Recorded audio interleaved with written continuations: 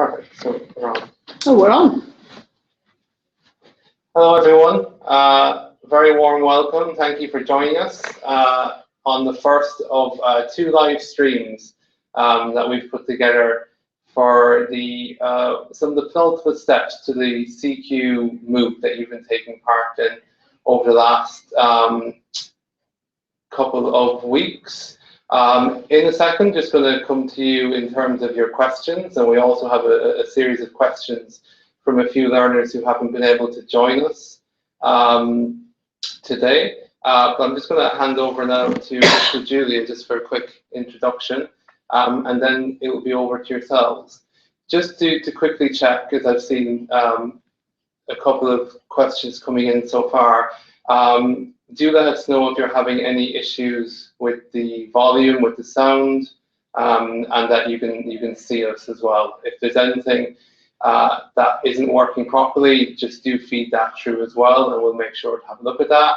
But do also feel free to start sharing your questions, key thoughts, observations from the last couple of weeks, and we'll do our very best to get through as many of them as we can. So I can see Luciana says, am I in the right place? I hope, Luciana, you are in the right place and you're with us now. Just see a blank screen. Well, I can see a blank screen. Hopefully you can see me now. My name is Julia Middleton at Purpose. I've been watching you going through a big part, I hope, of the MOOC over the last few weeks, getting some great fun feedback, bumping into a few of you at various meetings that I've been at over the last couple of weeks. And it's been a great pleasure doing so. Thank you for taking this on. Thank you for contributing as much as you have. Look forward to answering or trying to answer or failing to answer or hearing your thoughts as we go through this live stream. Come on, Dave, what we got? So do feel free to kind of share some of your questions, but let's just start with one that we've had from the group.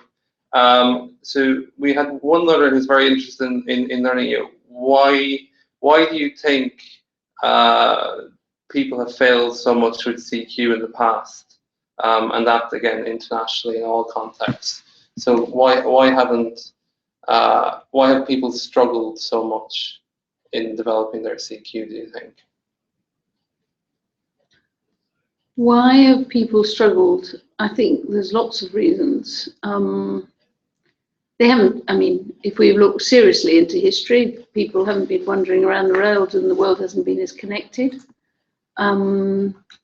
If we look at generations, we did something the other day where you had a link between leaders in Britain and leaders in China who've been on various different programs, and people of my generation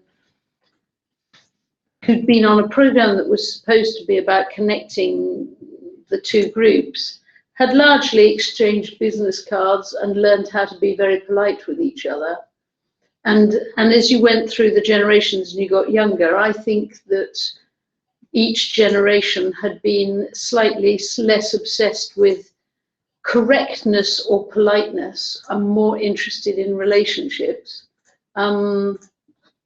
You know, when I was young, the word networks was something that you didn't approve of because it was what kept you out of things.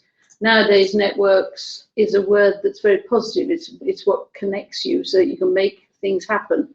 I think connectivity, the demand for more than just business cards, but relationships has increased that globally. Locally, if I said between the public, private and the NGO sectors, I've never really understood it. I don't know why sectors are so bad at working with each other. It's too easy to say it's about the purpose, because I think all of the three sectors have enormous variations within them, but the inability of sectors to work together does occasionally shock me. I was utterly delighted to see that the UNDP had produced a 17th global goal this year, which was about working together. I think that's a prerequisite for the previous 16 goals. you can't make progress on much unless people work together. So I don't know.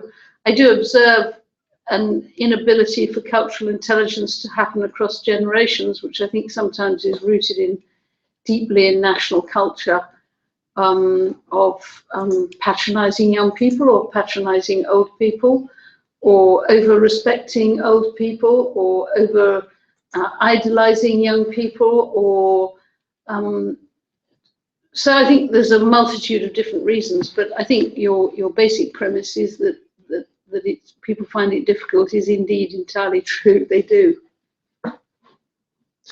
I think we have a question here from Luciana, which is explaining a bit about the difference between cultural and emotional intelligence. Luciana, this is, well, my oversimplistic answer to it is that my observation is that you did meet many people who talk. You do meet quite a lot of people who talk about emotional intelligence, but they are often talking about the ability to understand, to get close enough and to be alike enough so that you can really understand somebody. And I think, therefore, emotional intelligence has a big overlap with cultural intelligence, but the bit that doesn't overlap with cultural intelligence is people who use their emotional intelligence to understand people who are like them. Cultural intelligence obviously has no overlap with emotional intelligence, but I think the bit that's not an overlap is leaders who can work across cultures rather than within cultures. So I see that as it's oversimplistic. They overlap, but in the extremes, I see quite a big difference.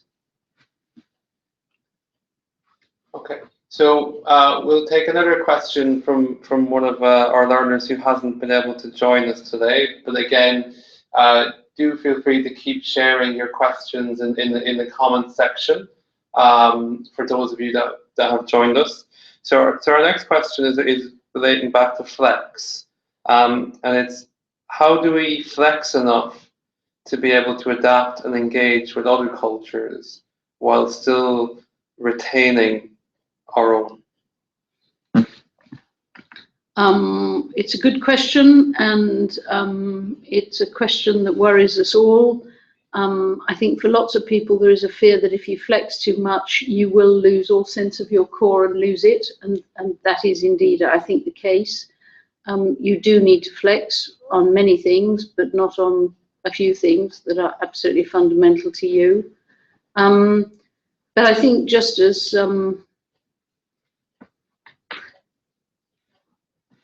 I think that I would actually turn it around sometimes, that the purpose of having a core is to make it easier to flex.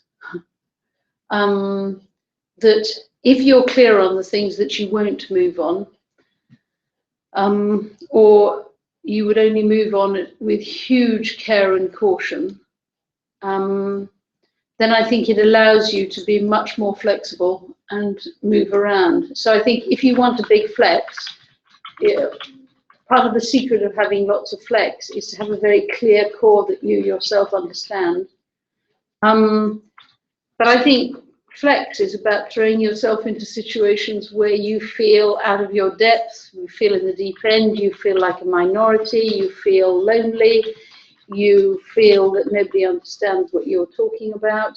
I think in those circumstances, you learn to communicate in a new way, you learn to be, to recognize other situations.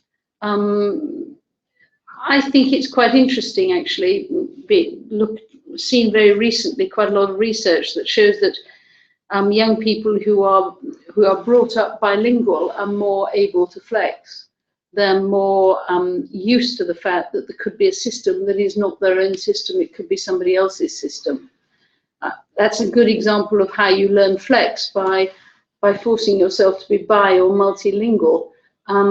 I think there are other things that you can do beyond learning a language, putting yourself in unusual situations, eating in different places, reading different things, watching different things, having different conversations with different people. You know, finding people who will say things to you that will come across as strange, and then you've got to unpick with yourself why they are. All that will keep your flex going and moving around and thinking, and it might even require you to move the line between core and flex, and that, as I say, moves very, very carefully, but it does actually have to move. We have Dave, if you don't think I've answered a question properly or enough, you will shout. I will shout, yeah, definitely. We have a question here from William, and yeah, for centuries it's been Islam versus the West. Now it's ISIS. So how does CQ on an individual level help us confront our shared future?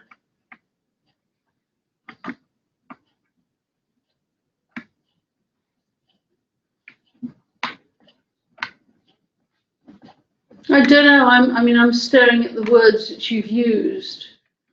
For centuries, it's been Islam versus the West. I question if it's centuries, and I question whether it's Islam versus the West. Now it's ISIS versus what? I don't know what you mean. So actually, I question quite a lot of the premises of the givens at the beginning of your sentence. I, of course, don't see ISIS as Islam, just as I don't regard Nazis as all of Christianity. So I would push back on some of those things.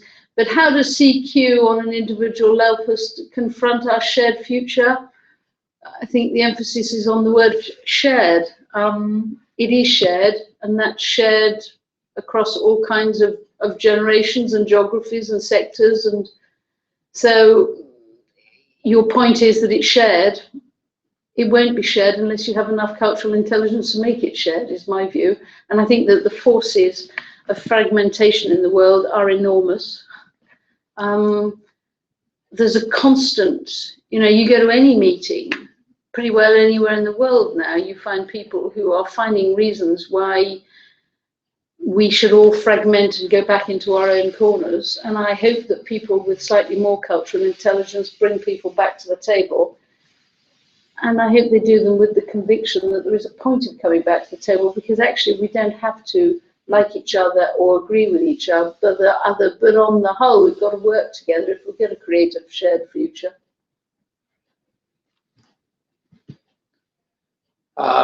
Does that answer your question, William? If you want to provide a bit more clarity and context to it, do share your thoughts in the comment section. That would be great.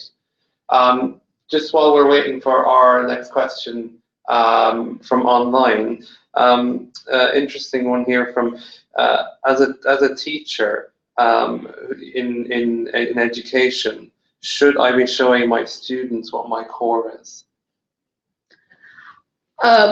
Without any doubt at all. I can't see how you could have any relationship with anybody, let alone teaching, without revealing your core to people. Certainly there are some people who take the view that their core is an entirely private affair, of no consequence, interest or relevance to anybody else.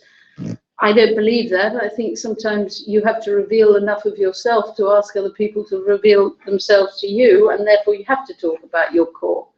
And I think that's innate in the courageous conversations that you need to have if you're going to have cultural intelligence. So yes, I think it's crucial that you share your core, but you know, sharing your core, this is a stupid point and I'm sure you would agree with it, is not about showing PowerPoints. The other day, I was there were two of us who were speakers, and this person who went before me had put up a lot of slides up behind him with saying what his values were, and they were sort of nice bullet points on a slide, and they were pretty admirable. But when it came to me, I started talking, and then Somebody asked me a question at the end and said, you know, what are your values, Mrs. Middleton? And the answer is, if you've just listened to me do a speech for 20 minutes and you have no idea what my values are, it won't really add anything if I put them on a PowerPoint. I think you have to live your values, not list them. And if you're a great teacher and you make your subject come alive and you make it capture young people's imaginations, you have to throw your core into it anyhow. In how you teach, you will reveal your core. And then, as we all know, young people ask all kinds of extremely intrusive questions. I think you then have to choose which ones to answer or not. I have a daughter who's a history teacher in a school in Hackney in London, and she was ill the other day and didn't get to school. And when she got back to school, there were all these beautiful pictures all over. Her sixth formers have done sort of drawings all over her classroom saying welcome back. I think they revealed their core, and they revealed the fact that they'd found a bit of core in her that they cared about. And I don't think you do those kind of things to a teacher who doesn't reveal their core. Would anyone care to share a comment in terms of would you agree with that point of view? Anyone who's had any experience of that in different aspects? We have William has just come back to us from the previous question around shared future. William, your point, I just completely agree. You know, I went to a meeting the other day. And English is not my first language, but I went to a meeting the other day, and there were a few people, English speakers here, and then there were two other nationalities here. And the English speaker said something, I can't remember what exactly it said, but he said some sort of expression like, on the whole, I wouldn't disagree with you. And I could see the two people on my right who were looking at me, and one of them finally said, was that a yes or was that a no? I think that we all forget, and particularly English speakers, and particularly English speakers where they only speak English, forget how strange the language is and how difficult it is to understand it if it's your second language. And I think sometimes comes an arrogance with that, of, you know, you meet some people who get annoyed that other people don't speak English well enough. And the people who are getting annoyed only speak English. And the people they're getting annoyed with speak multiple languages. So to me, the people who only speak English have this, I think, innate disadvantage in cultural intelligence, so they have no experience of stumbling and mumbling and failing to express themselves in a second language, and therefore can become extraordinarily arrogant and intolerant when they're presented with somebody who is.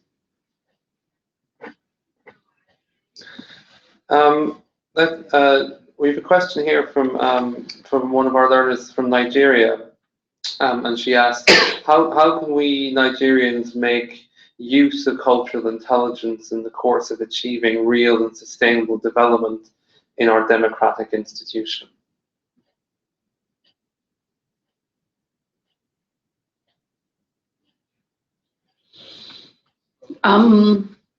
I suspect you could answer that question much better than I, given that you're in Nigeria. I would think that most democratic institutions, I can't think of a democratic institution in any country that would be particularly homogenous. If it's truly a democratic institution, it's likely to be a mixture of many different cultures. Possibly in a country where there is a majority culture, not always, but often. So I would think cultural intelligence is about trying to get all the parts and all the communities that are involved in a democratic institution actually working well together. And to my mind, that requires leadership. The danger sometimes is everybody spends so much time just bringing people into the room that they then don't figure out how to produce the right kind of cultural intelligence in the room so that people feel it's possible to express themselves and be heard. But I fear you'd answer that question rather better than me. So apart from training, which other initiatives should be implemented in corporations to support the development of Leaders CQ? I suspect training is one piece of it. I think it's probably a relatively small piece of it. An enormous amount of it is simply persuading the leaders of the corporations to shift their behaviors and to listen to other people and to recognize that only in so doing will they, well, I would argue, almost be legitimate. So I think behavior change in leaders, in some cases, comes from training. In many cases, it comes from recruiting a different group of people and then supporting them in their induction. Promoting people who are younger a tiny bit earlier. Mixing up teams. As a leader, when you convene a meeting to solve a problem, not always thinking, oh, it's an engineering problem, that requires engineers, but to say, oh, it's an engineering problem, that will require lots of different people as well as the engineers, and convening them all. So I think leaders who create situations where multidisciplinary teams or multi-generational teams work on things together tend to develop people's cultural intelligence. I think that a degree of moving people around the organization and around the world creates cultural intelligence. I think some of the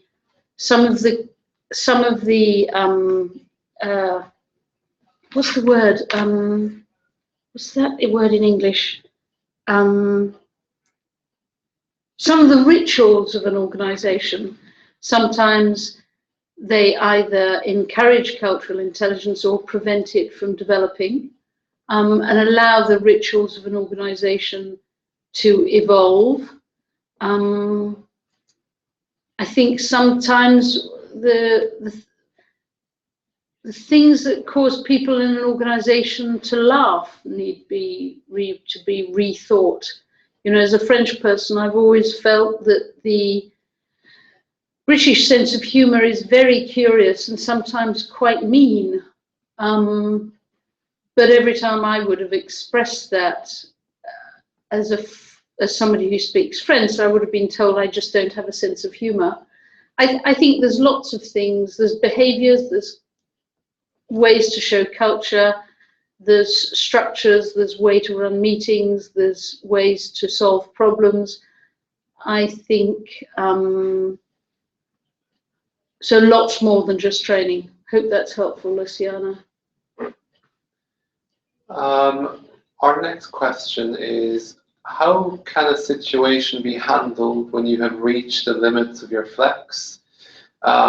If you agree to disagree is an option to work out the situation, especially in a boss-employee line of communication.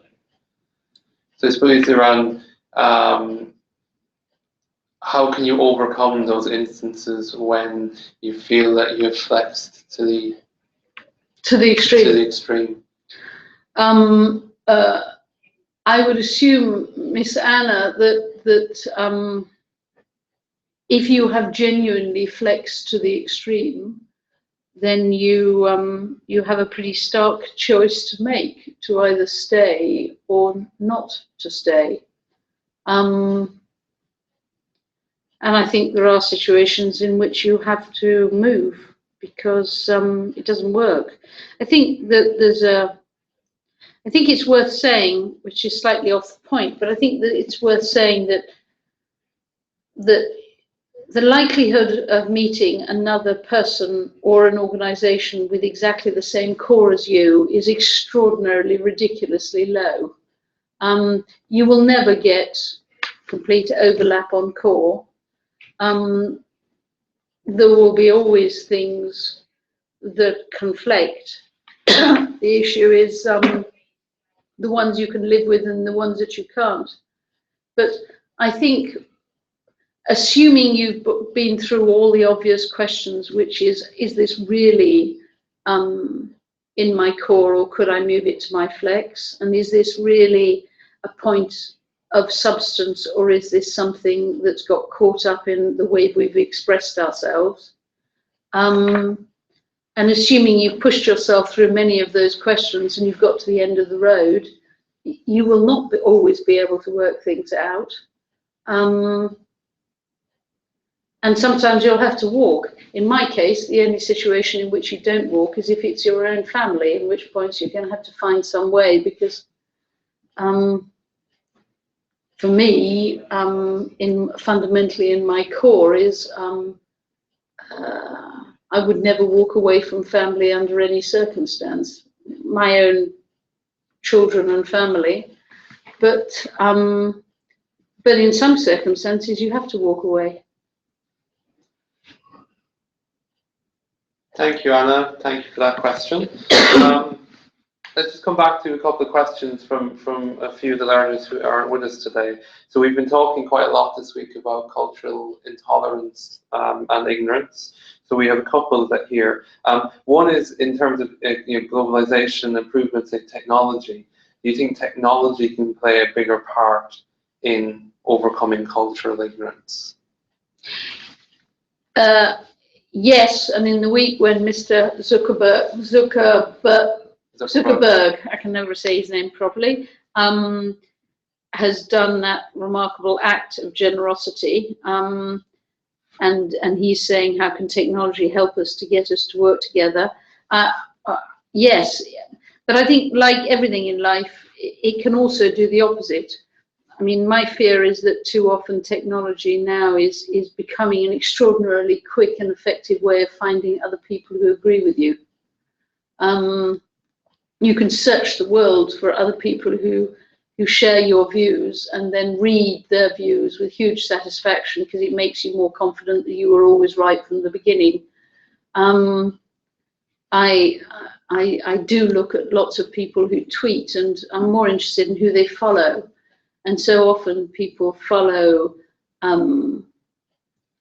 tweeters who they agree with. I think it's much more interesting to follow tweeters who you don't agree with, and who see the world from a different angle from you, or from a different generation from you, or from a different philosophical point of view from you. And I think that's the beauty of technology, that you can see the other person's point of view. My fear is that technology is increasingly being used as a way of finding people who do agree with you, and sort of wallowing in your own agreement. And then just to follow on from that, we had a further question, which is, in terms of how can we ensure in society that we have or can create leaders who don't discriminate according to tribe, race, or others' cultural beliefs? Say the beginning of that question again. How can we ensure that we have the leaders in society who don't discriminate, or who won't discriminate according to the tribe, race, or cultural beliefs? You know, this is, again, a really stupid and entirely personal story, but I went to see a friend of mine the other day who has been passionate for most of her life about the independence of women. And I found her on the Sunday morning ironing her son's shirts. This was a son who doesn't even live with her. And I said, why are you ironing his shirts? And she said, well, gave a long answer, which just was amazing to me. Is sometimes we as parents bring up people or bring up our children in a way that's inconsistent with what we're asking of the world. I think that parenting has an enormous role to play in this. I think being a grandparent has an enormous role to play in this. Being an uncle or an aunt or a neighbour has a lot to play with this. I think being pretty tough with people about revealing your own core and saying the things that you wouldn't do and explaining why, and not asking everybody to agree with you, but at least to understand you. So I think society has a role. I think family has a role. I think that education has a role. Go back to the lady who asked earlier about teachers revealing their core. I don't believe you can be a teacher or a parent without revealing your core. I also don't think you can be a leader without revealing your core. And as a leader, very often of large organizations, you're finding symbols to express the values of your core that people will spot and see and become used to and find familiar. So I think there's a whole piece of behavior in society that we need to do to increase people's cultural intelligence just as much as there is courses to be run. So we only have a couple more minutes, so I'm just conscious to make sure that we can get through as many of your questions. So if you do have a further question that you'd like us to try and answer, please do share that with us now. I'm just going to read out just a quick observation, and then there's a question that follows from this. But we have an observation from a learner, Rose, who says... Rose, did you say? Rose, yes. Yeah. So I feel like societies want to live their lives through a particular leader. Actually, it is my experience, and I'm not sure... Sorry, actually, this is my experience, so I don't know if others have observed this too. But we can be very judgmental and critical if our leaders don't live up to our expectations. I also know that taking up a leadership position, either by default or planned, you're putting yourself in the public eye, and that you should expect the norms that come with it. But do you think that this is fair, and is this the normal case? And then, so there's a follow-on, but we'll cover that bit first. Do you think it's...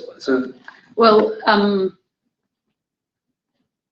I'm not sure this is an answer to the question again, but there is a tremendous sense that we in society put our leaders on pedestals, and then which leaders don't feel particularly comfortable about being on, and then delight in toppling them off their pedestals.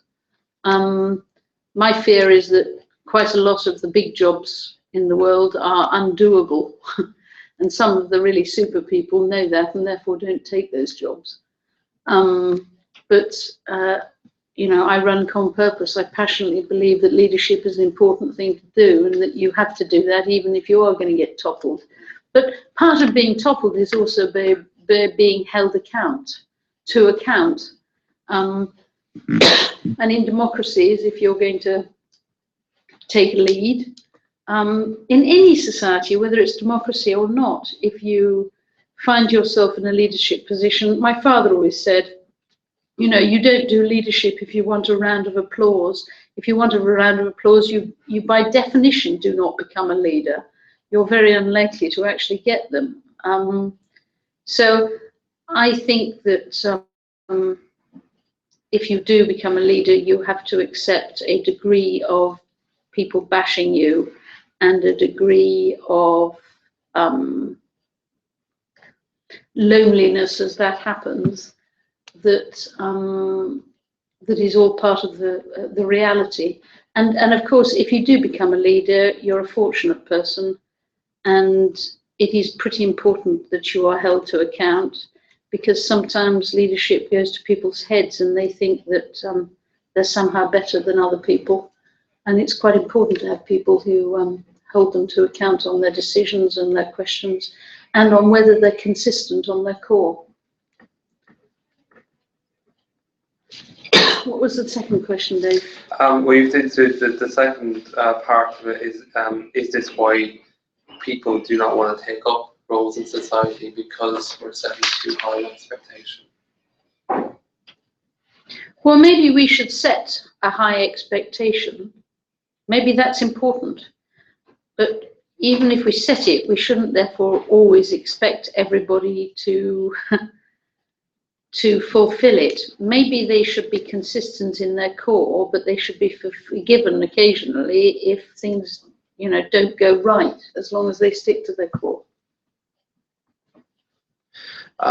Just one final question here that we'll throw out, and then if you do have any last one or two questions, do share those now, as we're coming up to our end time. But we have one here, which is, how can we make sure that all those that lead or all those that educate can bring cultural intelligence to the masses?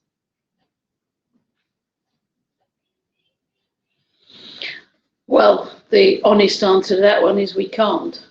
I mean, we can't, and the masses is an enormous number of people. But as I say, you know, I've been running Purpose all my life, all my working life, and I know, you know, I always talk about you have to change the world, and so you have to keep going, even though you can't get to the masses. But sometimes changing the world is changing the entire world, and sometimes changing the world is changing your street or changing your own building. And the truth is that most change comes from a multitude of small acts. So I think we can start with our own acts. And if you're honest, if you're really honest, you aspire to be culturally intelligent, but you probably fail in being culturally intelligent. On a daily basis, you go and make some stupid comment that you wish you hadn't said. You put down somebody that you wish you hadn't put down. You put up somebody that you wish you hadn't put up. I do think it is a pretty tough journey, but I'm also pretty clear it's very important, as you quite rightly say, because the world is fragmenting and the masses are fragmenting. So in our buildings and our streets and our cities and our countries and our continents and our worlds, we do need to do everything we can to bring a bit of cultural intelligence to it. Thank you. So I don't think we have any further questions. And we're coming up to our end time as well. So we'll just give it one more minute just in case we have one final one. But we'll start to draw to a close. Just before we do, you had just one or two quick things that you'd like to talk in terms of what's coming up and what's coming up. So we've got one more day to go. Yeah. Yes, many of you I see are way ahead and have already finished, but thank you for coming back to come to this this session. This is, as you probably know, the first MOOC that Purpose has ever done, and it's a pleasure to do it with Future Learn. And from our face-to-face courses, most people who go through the face-to-face courses then become Purpose alumni. So that's it's a pretty big community of leaders around the world, all of whom I hope have a degree of cultural intelligence.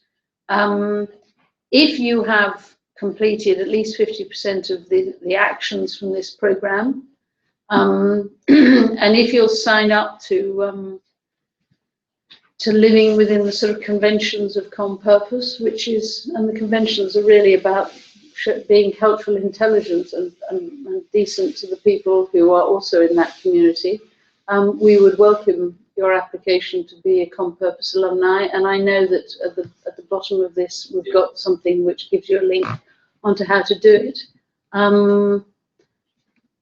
And I think that would help you to continue your cultural intelligence journey, to learn from leaders all over the world, and possibly to pick up ideas from leaders all over the world who are playing and working on different issues, and figure out what clever ideas they've got that you might want to develop, use, be part of.